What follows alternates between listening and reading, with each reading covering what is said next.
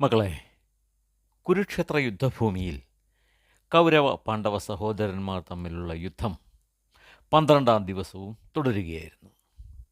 ഇരുപക്ഷത്തും കനത്ത ആൾനാശം സംഭവിച്ചു. മഹാരഥന്മാരായ കുറേ രാജാക്കന്മാർ മരണപ്പെട്ടു. അവയിൽ ഏറ്റവും അവസാനത്തേതായിരുന്നു പ്രാഗ്ജ്യോതിഷത്തിലെ രാജാവായ ഭഗദത്തൻ്റെ മരണം. അത് ഒരു ദാരുണമായ അന്ത്യമായിരുന്നു. അർജുനൻ്റെ ശക്തിക്ക് മുന്നിൽ തോറ്റോടാത്ത ഒറ്റയാൾ പോലും കൗരവപക്ഷത്ത് ഉണ്ടായിരുന്നില്ല. ഏറ്റവും ശക്തനും കൗരവ പാണ്ഡവ സഹോദരന്മാരുടെ ആചാര്യനുമായ ദ്രോണാചാര്യർക്ക് പോലും അർജുനൻ്റെ മുന്നിൽ നിന്നും ജീവൻ രക്ഷിക്കാൻ വേണ്ടി യുദ്ധഭൂമിയിൽ നിന്നും പലായനം ചെയ്യേണ്ടി വന്നു. അർജുനൻ അവസാനമായി ഏറ്റുമുട്ടിയത് ഗാന്ധാര രാജകുമാരനായ ശകുനിയുമായിട്ട് ആയിരുന്നു. കൗരവരുടെ മാതാവായ ഗാന്ധാരിയുടെ സഹോദരനായിരുന്നു ശകുനി. അയാൾ മായായുദ്ധത്തിലൂടെ അർജുനനെ ആക്രമിക്കാൻ ശ്രമിച്ചു. പക്ഷേ ആ വിദ്യകളൊന്നും അർജുനനെ പരാജയപ്പെടുത്താൻ പോന്നത് ആയിരുന്നില്ല. മഹാരാജാവെ, ശരവർഷം നടത്തിക്കൊണ്ട് മുന്നേറുന്ന പാർത്ഥനെ തടയാൻ കൗരവപക്ഷത്ത് ആർക്കും കഴിഞ്ഞില്ല. അർജുന ശരങ്ങളെ ഭയന്ന് എല്ലാ വിഭാഗം സൈന്യവും പടക്കളത്തിൽ നിന്നും ഓടിയൊളിക്കാൻ വെമ്പൽ കൂട്ടി. ഈ പരക്കമ്പാച്ചിലിനിടയിൽ സ്വന്തം വിഭാഗത്തെ പോലും തിരിച്ചറിയാൻ കഴിയാതെ അങ്ങയുടെ സൈന്യം പരസ്പരം വെട്ടിമരിച്ചു. ആനകളും കുതിരകളും ജീവൻ രക്ഷിക്കാൻ വേണ്ടി യുദ്ധഭൂമിയിൽ തലങ്ങും വിലങ്ങും ഓടി. ആനകളുടെ ചവിട്ടേറ്റ് ധാരാളം കൗരവ പടയാളികൾ യമലോകം പോയി. അർജുനൻ്റെ ശരം ഏൽക്കാതെ തന്നെ അങ്ങയുടെ സൈനികർ ധാരാളം പേർ മരിച്ചു. അച്ഛൻ മകനെയോ മകൻ അച്ഛനെയോ രക്ഷിക്കാൻ ശ്രമിച്ചില്ല. മറ്റൊരിടത്ത് ഈ സമയം ദ്രോണാചാര്യർ പാണ്ഡവപ്പടയെ കൂട്ടം കൂട്ടമായി സംഹരിക്കുകയായിരുന്നു. ഇത് കണ്ട് ധൃഷ്ടദ്യുമ്നൻ ദ്രോണരെ തടഞ്ഞു. അവർ തമ്മിൽ ഘോരമായ യുദ്ധവും നടന്നു. വേറൊരിടത്ത് നീലൻ എന്ന പാണ്ഡവ പുത്രൻ കൗരവപ്പടയെ ഇല്ലാതാക്കുന്നത് കണ്ട് അശ്വത്ഥമാവ് നീലനെ വെല്ലുവിളിച്ചു. പക്ഷേ നീലൻ്റെ ശരങ്ങളേറ്റ് അശ്വത്ഥമാവ് അപശനായി. അപ്പോൾ ഒരു ശരം പ്രയോഗിച്ച് ദ്രോണപുത്രൻ നീലൻ്റെ രഥം തകർത്തു. ഒരു വാളും പരിചയം എടുത്തുകൊണ്ട് നീലൻ അശ്വത്ഥമാവിനെ വധിക്കുവാൻ പാഞ്ഞെടുത്തു. അശ്വത്ഥമാവ് ഒരു കുന്തം കൊണ്ട് നീലനെ കുത്തി. ആ കുത്തേറ്റ് നീലൻ മരണപ്പെട്ടു. ഇത് പാണ്ഡവരുടെ പുത്രന്മാർക്കിടയിൽ വലിയ ദുഃഖത്തിന് കാരണമായി. സഞ്ജയൻ തുടർന്നു, മഹാരാജാവേ, സംശപ്തകന്മാരെ വധിച്ച ശേഷം അർജുനൻ ദ്രോണരുടെ മുന്നിലെത്തി. അർജുനൻ്റെ ശരങ്ങൾ ഏറ്റ് എണ്ണമറ്റ കാലാൾപ്പടയും ആനകളും കുതിരകളും മരിച്ചു വീണു. മാരകമായി മുറിവേറ്റ് മരണം കാത്തു കിടക്കുന്ന മനുഷ്യരുടെയും മൃഗങ്ങളുടെയും ആർത്തനാദങ്ങൾ കൊണ്ട് യുദ്ധഭൂമി ശബ്ദമുഖരിതമായി. പരിക്ക് പറ്റിയ പട്ടാളക്കാർ അർജുനൻ ശരങ്ങളെ ഭയന്ന് പിന്തിരിഞ്ഞോടി. യുദ്ധനിയമം മാനിച്ച് പാർത്ഥൻ അവരെ വെറുതെ വിട്ടു. ആ സൈനികർ പിന്തിരിഞ്ഞോടുന്നതിനിടയിൽ കർണ, രക്ഷിക്കൂ രക്ഷിക്കൂ എന്ന് നിലവിളിച്ചുകൊണ്ടാണ് ഓടിയത്. അത് കേട്ട് വീരന്മാരെ, നിങ്ങൾ ഭയപ്പെടേണ്ട എന്ന് ആഹ്വാനം ചെയ്തുകൊണ്ട് അർജുനനെ എതിർക്കുവാൻ കർണൻ മുന്നോട്ട് വന്നു. കർണാർജുന യുദ്ധം ആരംഭിക്കുകയായി. കർണൻ പ്രയോഗിച്ച ഒരു ആഗ്നേയാസ്ത്രത്തെ അർജുനൻ പാർജന്യാസ്ത്രം കൊണ്ട് നിർവീര്യമാക്കി. അവർ പരസ്പരം ദിവ്യാസ്ത്രങ്ങൾ പ്രയോഗിക്കുവാൻ തുടങ്ങി. ഇരുവരും തുല്യമായ പ്രത്യസ്ത്രം കൊണ്ട് ഓരോന്നും നിർവീര്യമാക്കിക്കൊണ്ടിരുന്നു. അപ്പോഴേക്കും ധൃഷ്ടദ്യുമ്നൻ, ഭീമസേനൻ, സാത്യകി എന്നിവർ എത്തിച്ചേർന്ന് അർജുനൻ്റെ ഒപ്പം കർണനോട് യുദ്ധം ചെയ്യുവാൻ ആരംഭിച്ചു. ധൃഷ്ടദ്യുമ്നൻ, ഭീമസേനൻ, സാത്യകി എന്നീ 3 പേർ ഒപ്പം ചേർന്ന് കർണനോട് യുദ്ധം ചെയ്തുകൊണ്ട് അയാൾക്കു നേരെ പ്രയോഗിച്ച അസ്ത്രങ്ങളെ കർണൻ ഒറ്റയ്ക്ക് തകർത്തു. അപ്പോൾ മൂവരും ഒന്നിച്ച് ഓരോ ശക്തികൾ പ്രയോഗിച്ചു. ഓരോ അസ്ത്രങ്ങൾ കൊണ്ട് കർണൻ അവയെ തകർത്തെറിഞ്ഞു. അപ്പോൾ അർജുനൻ വീണ്ടും കർണനെ തടഞ്ഞു. കർണാർജുനന്മാർ തമ്മിൽ അതിഘോരമായ യുദ്ധം നടന്നു. ഇതിനിടയിൽ കർണൻ്റെ സഹോദരനായ ശത്രുഞ്ജയനെ പാർത്ഥൻ വധിച്ചു. കർണൻ്റെ മുന്നിൽ വെച്ച് തന്നെ അയാളുടെ 3 സഹോദരന്മാരെയും അർജുനൻ കാലപുരിക്കയച്ചു. പെട്ടെന്ന് ഒരു വാളും എടുത്തുകൊണ്ട് ഭീമൻ തേരിൽ നിന്നും നിലത്തിറങ്ങി. ഒരു കൂട്ടം സൈനികരെ അയാൾ വധിച്ചു. എന്നിട്ട് തിരിച്ച് രഥത്തിൽ കയറി അവിടെ ഇരുന്നു കൊണ്ട് ഭീമൻ കർണന് നേരെ അമ്പുകൾ അയക്കുവാൻ തുടങ്ങി. അമ്പുകളുടെ ഒരു പെരുമഴ തന്നെ കർണന് നേരെ ഭീമൻ പ്രയോഗിച്ചു. ആ അമ്പുകൾ കർണനെയും അയാളുടെ സൂതനെയും കഠിനമായി മുറിവേൽപ്പിച്ചു. അതേപോലെ സാത്യകിയും വാളുമായി തേരിൽ നിന്നും ഇറങ്ങി കൗരവപക്ഷക്കാരായ നിഷധ രാജാവ് ബൃഹത്ക്ഷത്രനെയും ചന്ദ്രവർമ്മനെയും വധിച്ച ശേഷം രഥത്തിലേക്ക് മടങ്ങി. പിന്നീട് സാത്യകി പ്രയോഗിച്ച അസ്ത്രങ്ങൾ കർണൻ്റെ ഭുജങ്ങളിലും മാറിലും കഠിനമായ മുറിവുകൾ ഏൽപ്പിച്ചു. മുറിവേറ്റ് വിവശനായ അയാളെ ദ്രോണരും ദുര്യോധനനും ജയദ്രഥനും കൂടി രക്ഷപ്പെടുത്തി. അങ്ങയുടെ സൈന്യത്തിലുള്ള പല മഹാരഥന്മാരായ രാജാക്കന്മാരും കർണനെ പിന്തുണയ്ക്കുവാനായിട്ട് എത്തിച്ചേർന്നു. പാണ്ഡവപക്ഷത്ത് ദൃഷ്ടദ്യുമ്നനും നകുലസഹദേവന്മാരും ഭീമസേനനും അഭിമന്യുവും കൂടി സാത്യകിയെ പിന്തുണയ്ക്കാൻ വന്നെത്തി. പിന്നീടങ്ങോട്ട് വീരന്മാരെ കൂട്ടക്കൊല ചെയ്യുന്ന ഭീകരമായ യുദ്ധമായിരുന്നു നടന്നത്.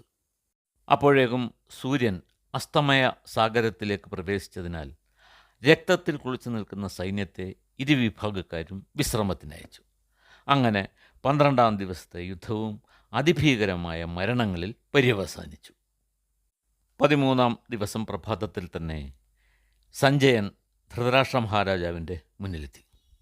അദ്ദേഹം പറഞ്ഞു, മഹാരാജാവേ, ആ ദിവസവും ദ്രോണാചാര്യരുടെ ശപഥം നിറവേറ്റുവാൻ അദ്ദേഹത്തിനായില്ല. യുധിഷ്ഠിരൻ അർജുനൻ്റെ സംരക്ഷണയിൽ സുരക്ഷിതനായിരുന്നു. അത് ദുര്യോധനെ വല്ലാതെ നിരാശപ്പെടുത്തി. യുദ്ധസന്നദ്ധരായി ഇരു സൈന്യവും കുരുക്ഷേത്രത്തിൽ അണിനിരന്നു. അന്ന് ദുര്യോധനൻ വളരെ ക്രുദ്ധനായിരുന്നു. എല്ലാ സൈന്യങ്ങളുടെയും മുന്നിൽ വെച്ച് ക്രോധത്തോടെ അദ്ദേഹം ദ്രോണരോട് പറഞ്ഞു, ഹേ ബ്രാഹ്മണ, അങ്ങ് ഇപ്പോഴും പാണ്ഡവപക്ഷത്താണെന്ന് എനിക്ക് തോന്നുന്നു. അല്ലെങ്കിൽ എല്ലാ സൗകര്യങ്ങളോടും കൂടി യുധിഷ്ഠിരനെ മുന്നിൽ കിട്ടിയിട്ടും അങ്ങ് അയാളെ ബന്ധിക്കുവാൻ തയ്യാറായില്ല. അങ്ങ് എന്നോട് പറഞ്ഞ ശപഥം അപ്പോൾ ഓർത്തിരുന്നുവെങ്കിൽ ദേവന്മാർ പാണ്ഡവർക്ക് ഒപ്പം നിന്നാൽ പോലും അവർക്ക് യുധിഷ്ഠിരനെ രക്ഷപ്പെടുത്തുവാൻ കഴിയുമായിരുന്നില്ല. ദ്രോണരെ ആ വാക്കുകൾ വേദനിപ്പിച്ചു. അദ്ദേഹം പറഞ്ഞു, രാജാവേ, ഇങ്ങനെ പറയരുത്. ഞാൻ എപ്പോഴും അങ്ങയുടെ ക്ഷേമത്തിന് വേണ്ടിയേ പ്രവർത്തിച്ചിട്ടുള്ളൂ. അർജുനൻ്റെ സംരക്ഷണയിലുള്ള യുധിഷ്ഠിരനെ ദേവന്മാർ മാത്രമല്ല, രാക്ഷസന്മാരും അസുരന്മാരും ഗന്ധർവന്മാരും എല്ലാം ചേർന്ന് അവരുടെ സൈന്യവുമായി വന്നെതിർത്താലും ബന്ധിക്കാനാവില്ല. അർജുനനെ കീഴ്പ്പെടുത്താൻ ശ്രീകൃഷ്ണ ഭഗവാനും സാക്ഷാൽ ശ്രീപരമേശ്വരനും മാത്രമേ കഴിയൂ. സുയോധന, ഇപ്പോൾ ഒരു വാക്ക് ഞാൻ തരാം. ഇന്ന് ദേവന്മാർക്ക് പോലും ഭേദിക്കാനാവാത്ത ഒരു വ്യൂഹം ഞാൻ ചമയ്ക്കും. ഒപ്പം പാണ്ഡവപക്ഷത്തെ മഹാരഥനായ ഒരു രാജാവിനെ ഞാൻ വധിക്കുകയും ചെയ്യും. പക്ഷേ പാർത്ഥനെ നിങ്ങൾ ദൂരേക്ക് അകറ്റിക്കൊണ്ടു പോകണം. അയാൾക്ക് വശംവദമാകാത്ത ഒരു യുദ്ധതന്ത്രവും ഇല്ല. എന്നിൽ നിന്നും മറ്റ് പലരിൽ നിന്നുമായി പാർത്ഥൻ അത് പഠിച്ചിട്ടുണ്ട്. രാജാവേ, ദ്രോണർ അന്ന് ചക്രവ്യൂഹമാണ് നിർമ്മിച്ചത്. അദ്ദേഹത്തിൻ്റെ നിർദ്ദേശപ്രകാരം സംശപ്തകന്മാർ അർജുനനെ വെല്ലുവിളിച്ചിട്ട് യുദ്ധഭൂമിയുടെ ദക്ഷിണഭാഗത്തേക്ക് പോയി. വെല്ലുവിളി സ്വീകരിച്ച് പാർത്ഥൻ അവരെ പിന്തുടർന്നു.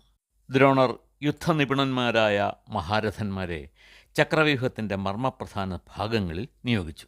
വ്യൂഹത്തിൻ്റെ മധ്യഭാഗത്ത് നിന്നിരുന്ന ദുര്യോധനൻ്റെ ഒപ്പം കർണൻ, ദുശാസനൻ, കൃപർ എന്നിവർ നിലയുറപ്പിച്ചു. ദ്രോണരും ജയദ്രഥനും വ്യൂഹത്തിൻ്റെ മുൻപന്തിയിൽ തന്നെ ഉണ്ടായിരുന്നു. ജയദ്രഥൻ്റെ പാർശ്വഭാഗത്ത് ശകുനിക്കൊപ്പം അങ്ങയുടെ 30 പുത്രന്മാർ ശല്യർ, അശ്വത്ഥാമാവ് എന്നിവർ നിൽക്കുന്നുണ്ടായിരുന്നു. അങ്ങനെ 13-ാം ദിവസവും കൗരവരും പാണ്ഡവരും തമ്മിൽ യുദ്ധമാരംഭിച്ചു. ഭീമൻ്റെ നേതൃത്വത്തിൽ പാണ്ഡവ സൈന്യം ചക്രവ്യൂഹം ഭേദിക്കുവാൻ ശ്രമം തുടങ്ങി. ധൃഷ്ടദ്യുമ്നൻ, ചേകിതാനൻ, ശിഖണ്ഡി, ദ്രുപദൻ, കുന്തിഭോജൻ, അഭിമന്യു, ബൃഹത്ക്ഷത്രൻ, ധൃഷ്ടകേതു, ക്ഷത്രവർമ്മൻ, ചേതിരാജാവ്, നകുലസഹദേവന്മാർ, യുധാമന്യു, ഘടോൽക്കജൻ, വിരാടൻ, ഉത്തമൗജസ്, ദ്രൗപദിയുടെ പുത്രന്മാർ എന്നിവർ ഒന്നിച്ചു നിന്ന് ദ്രോണരോട് യുദ്ധം ചെയ്തു. പക്ഷേ ദ്രോണർക്കൊരു കുലുക്കവും ഉണ്ടായില്ല.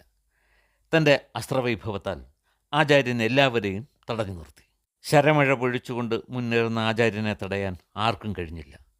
താനാണ് ആചാര്യൻ്റെ ലക്ഷ്യമെന്ന് യുധിഷ്ഠിരൻ വേഗം മനസ്സിലാക്കി. അദ്ദേഹത്തെ തടയാൻ എല്ലാ ഉപായങ്ങളും കൈക്കൊള്ളുവാൻ യുധിഷ്ഠിരൻ തീരുമാനിച്ചു. ആചാര്യനെ നേരിടാൻ കെൽപ്പുള്ള ഒരാളെയും യുധിഷ്ഠിരൻ കണ്ടില്ല. ഒടുവിൽ ആ ദൗത്യം ധർമ്മജൻ അഭിമന്യുവിനെ ഏൽപ്പിക്കാമെന്ന് ഉറപ്പിച്ചു. മാതുലനായ ശ്രീകൃഷ്ണനോടും പിതാവായ അർജുനനോടും തുല്യനായ ഒരു യോദ്ധാവാണ് അഭിമന്യു. അതിനാൽ ഈ ദൗത്യം അവൻ ഭംഗിയായി നിർവഹിക്കുമെന്ന് യുധിഷ്ഠിരൻ ഉറച്ച് വിശ്വസിച്ചു. അദ്ദേഹം പറഞ്ഞു, മകനെ, ആചാര്യൻ എന്ന ചക്രവ്യൂഹമാണ് നിർമ്മിച്ചിട്ടുള്ളത്. അത് ഭേദിക്കുവാൻ ഭഗവാൻ ശ്രീകൃഷ്ണനും നിന്റെ പിതാവിനും പ്രദ്യുമ്നനും നിനക്കും മാത്രമേ കഴിയൂ. അതിനാൽ നീ പോയി ആചാര്യൻ്റെ വ്യൂഹം ഭേദിക്കുക. അല്ലെങ്കിൽ യുദ്ധം കഴിഞ്ഞ് അർജുനൻ തിരിച്ചെത്തുമ്പോൾ നമ്മെ കുറ്റപ്പെടുത്തും. അഭിമന്യു പറഞ്ഞു, പിതാവേ, ആചാര്യൻ്റെ സൈന്യം അതിശക്തമാണ്. പക്ഷേ നമ്മുടെ വിജയത്തിന് വേണ്ടി ഈ വ്യൂഹം തകർക്കാൻ ഞാൻ പോകാം. പക്ഷേ യുദ്ധം ചെയ്ത് വ്യൂഹത്തിനുള്ളിൽ പ്രവേശിക്കാൻ മാത്രമേ എനിക്കറിയൂ. അത്രയും മാത്രമേ പിതാവ് എന്നെ പഠിപ്പിച്ചിട്ടുള്ളൂ. ഭേദിച്ച വ്യൂഹത്തിൽ നിന്നും പുറത്തു കിടക്കാൻ എനിക്കറിയില്ല. അപ്പോൾ യുധിഷ്ഠിരൻ പറഞ്ഞു, വീരയോദ്ധാവേ, നീ ആ വ്യൂഹം തകർത്ത് ഞങ്ങൾക്ക് വഴിതെളിക്കുക. നിന്റെ പിന്നാലെ എത്തുന്ന ഞങ്ങൾ നിന്നെ രക്ഷിച്ച് പുറത്തു കൊണ്ടുവന്നുകൊള്ളാം. അത് കേട്ട് ഭീമൻ പറഞ്ഞു, കുഞ്ഞെ, നീ വ്യൂഹം ഭേദിക്കുക. ഞാനും ധൃഷ്ടദ്യുമ്നനും സാത്വികയും ചേർന്ന് പാഞ്ചാലയം, കേകയം, പ്രഭദ്രകം, മാത്സ്യം എന്നീ രാജ്യങ്ങളിലെ സൈന്യവുമായി പിന്നാലെ വന്ന് ശത്രുക്കളെയെല്ലാം വധിച്ച് വ്യൂഹം തകർത്തുകൊള്ളാം. അപ്പോൾ നിനക്ക് പുറത്തു വരികയും ചെയ്യാം. അഭിമന്യു പറഞ്ഞു, ആചാര്യൻ ചമച്ച വ്യൂഹം തകർക്കുവാൻ ഞാൻ പോകുകയാണ്. എൻ്റെ അമ്മാവനായ ശ്രീകൃഷ്ണൻ്റെയും പിതാവിൻ്റെയും വംശങ്ങൾക്ക് കീർത്തിയുണ്ടാകും വിധം ഞാൻ ഇന്ന് പരാക്രമം പുറത്തെടുക്കും. എന്നെ എതിർക്കാൻ വരുന്ന ഏതൊരാളും ഇന്ന് പരലോകത്തെത്തും. ഞാനിതാ പുറപ്പെടുന്നു. യുധിഷ്ഠിരൻ പറഞ്ഞു, മകനെ, നിന്റെ ധീരമായ വാക്കുകൾ നിനക്ക് ശക്തി പകരട്ടെ. അഭിമന്യു തൻ്റെ സാരഥിക്ക് ഉത്തരവ് നൽകി. ചക്രവ്യൂഹത്തിലേക്ക് തേർതെളിക്കൂ. കഥയുടെ ബാക്കി ഭാഗം നമുക്ക് അടുത്ത ദിവസം കേൾക്കാം.